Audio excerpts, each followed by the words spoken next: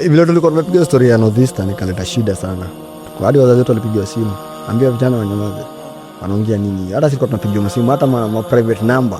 Tunaambiwa nyinyi endeleeni tu kuongea kitu mjui. Lakini tunaongea kitu cha kweli. Unaona sasa mtu akijaribu kutishia yeye anasema ukweli. Na watu utaona tu wameenda Ulaya, wameenda Makka, watu wanahiji. Wewe play unacheza na unajua kupatiwa kuwa leader. One of the people wenye watakuwa katika kivuli ya Mwenyezi Mungu, the day of judgment, as al-Imam al-Adil. Kiongozi mwadilifu.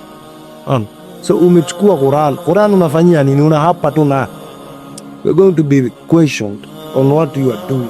At least kwa tu tengenezea tu mabond. Ingia ground, sikiliza shida ya watu. Haijakuwa rahisi. Mimi nasema kwanza mimi mama yangu. Mkoro wangu namwambianga Mwenyezi Mungu kwanza ni khairi sana, Mwenyezi Mungu atamlipa inshallah. Itakuwa rahisi msingle mother kulea. Mother yangu alikuwa anavuta mbuzi.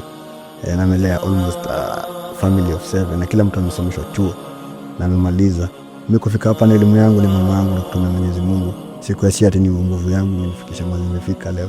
So itakuwa rahisi, ni ngumu sana kulelewa na single mother, unapata chuo saa zingine uende shule, yalipa school fees, rada ni chao, home food saa zingine unanielewa. Lakini mother anakisha lazima mtakula, is a roof over your head, mtados. So big up it's her. Mimi nimetaka love ya mother. Unfortunately my mother passed nikiwa tu mdogo nje.